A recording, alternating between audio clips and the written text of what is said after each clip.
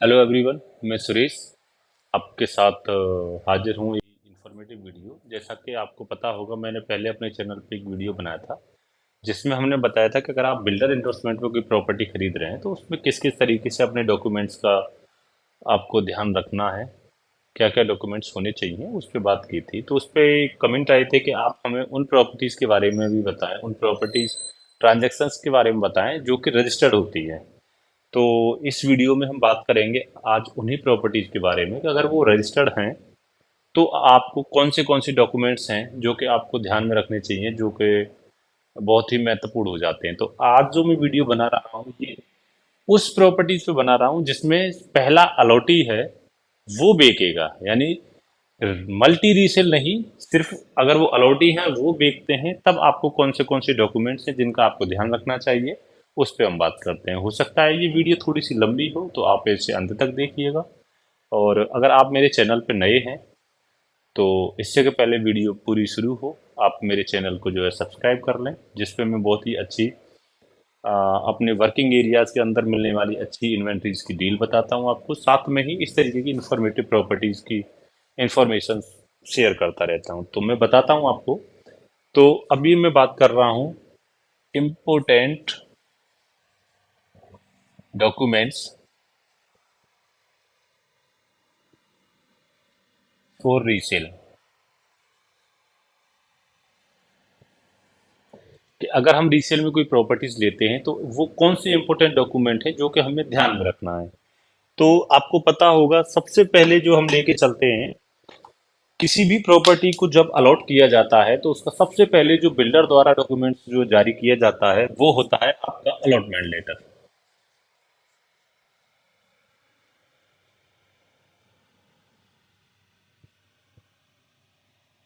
ये किसी भी बिल्डर का जो है एक पहला इनिशियली डॉक्यूमेंट होता है जो अलॉटी को दिया जाता है, अलॉटमेंट लेटर। इसके बाद जो आता है वो होता है आपका जो है BBA, जिसे हम शॉर्ट फॉर्म ऊपर अगर बात करें तो इसे बोलते हैं बिल्डर बायर एग्रीमेंट।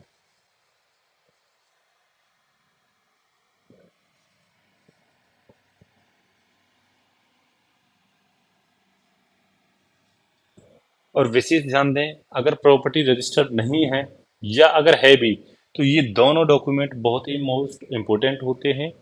इनके बिना आपको किसी भी केस में लोन नहीं मिलेगा। अगर प्रॉपर्टी रजिस्टर्ड भी है तब भी अगर आप मैंने बिल्डर बायर एग्रीमेंट अगर खो दिया तो आपको कोई भी बैंक लोन नहीं कर सकता इन डॉक्यूमेंट के बिना। इसके बाद अगर हम बात करें कि सबसे पहले बिल्डर ने आपको एक प्रॉपर्टी अलॉट कर दी है, जो कि इनिशियली अमाउंट पे जो है हमेशा बुकिंग कर देते हैं, तो इसके बाद ही जारी कर दिया जाता है। सेकंड, बिल्डर बायर एग्रीमेंट ज्यादातर केस में जो है 20 से प्लस प्रतिशत आप जैसे ही अमाउंट देते हैं आपके बीच में और बिल्डर के बीच में एक एग्रीमेंट हो जाता है जिसे बिल्डर बायर एग्रीमेंट होते हैं। ये सबसे मोस्ट इंपोर्टेंट डॉक्यूमेंट है किसी भी प्रॉपर्टीज की फर्स्ट ओनरशिप को जो है प्रदर्शित करने के लिए। अगर हम इससे आगे की बात करें तो फिर आते हैं आपकी जो है उस प्रॉपर्टीज के अंदर अलॉट की गई आपकी कार पार्किंग की डिटेल्स। तो इसे बोल सकते हैं आप जो है कार पार्किंग लेटर या कार पार्किंग अलॉटमेंट लेटर। आप विशेष ध्यान दें, ये बहुत मायने रखता है कि आपकी कार पार्किंग कौन सी है, ओपन है, कवर्ड है। अगर वो है भी तो वर्बली नहीं होना चाहिए कोई भी डॉक्यूमेंट के कहीं भी बोल दें कि जी हमारी तो है। तो उसके लिए आपके पास डॉक्यूमेंट होना बहुत जरूरी है। तो कार पार्किंग लेटर।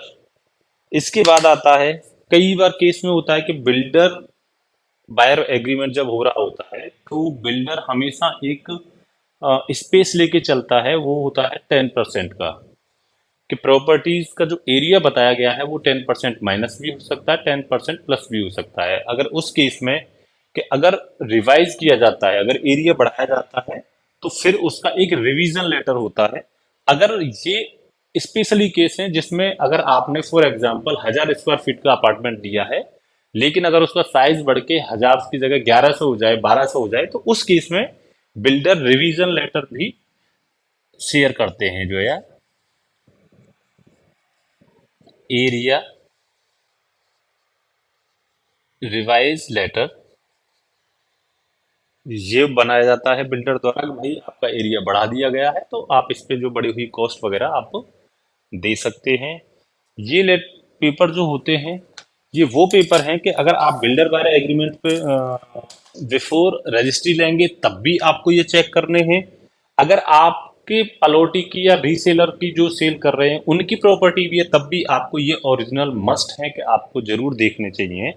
इसके बाद अगर हम बात करें तो आपका आ जाता है चूंकि प्रॉपर्टीज का अलॉट किया जा चुका है, आपका बिल्डर के साथ एग्रीमेंट किया जा चुका है, आपको जो भी कार पार्किंग अलॉट की गई है बिल्डर द्वारा, ओपन या कवर्ड, वो भी आपको बता दी गई है। एरिया अगर घटा है या बढ़ा है वो भी बता दिया जाता है। ये ऑप्शनल होता है, स्पेशल केस में होता है, ये जरूरी नहीं है हर प्रॉपर्टीज के साथ ये हो। और इसके बाद में जब चीजें इस तरीके से चल रही होती हैं तो इन बिटवीन आपकी ऑल रिसिप्ट्स होती हैं।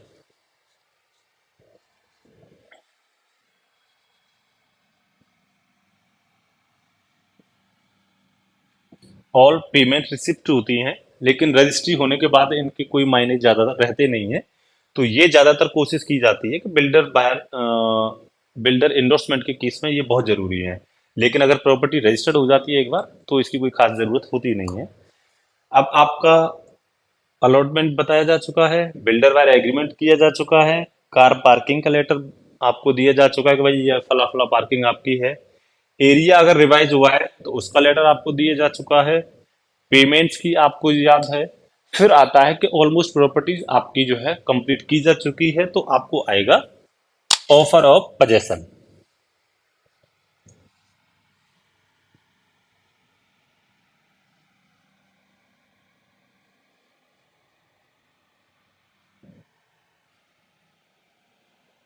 एक लेटर होता है जो कि बिल्डर द्वारा आपको ऑफर किया जाता है आपकी प्रॉपर्टीज के लिए कि भाई आपकी प्रॉपर्टीज हमारी तरफ से तैयार की जा चुकी है, आप इसका कब्जा ले सकते हैं, हमारा बैलेंस अमाउंट दें और अपनी प्रॉपर्टी लें। तो आपके पास एक जो है सेकंड लास्ट जो पेपर आता है बिल्डर का वो होता है ऑफर ऑफ पोजेशन।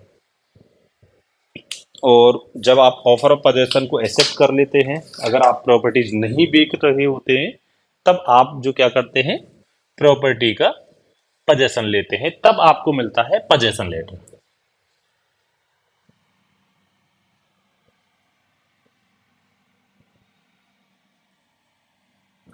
तो ये होता है बिल्डर और आपके बीच में फाइनल लास्ट पेपर, जिसके बाद बिल्डर के साथ आपके ज्यादातर डॉक्यूमेंट्स की लेन देन नहीं होता है। लास्ट में जब ऑफर ऑफ पोजेशन आपने एक्सेप्ट कर लिया तो आप उसमें जाके उसका पेमेंट पूरा कर देते हैं, तब आपको लास्ट में ऑफर ऑफ पोजेशन के बाद पोजेशन लेटर दे दिया जाता है।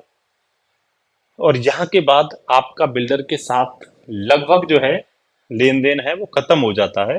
फिर जैसे ही प्रॉपर्टीज की रजिस्ट्री आती है बिल्डर आपको इन्फॉर्म करता है और आप जाते हैं और प्रॉपर्टीज को अपने को रजिस्टर करा लेते हैं, जो कि सेवेंथ जो डॉक्यूमेंट रहेगा वो रहेगा आपका फर्स्ट लीज डीड,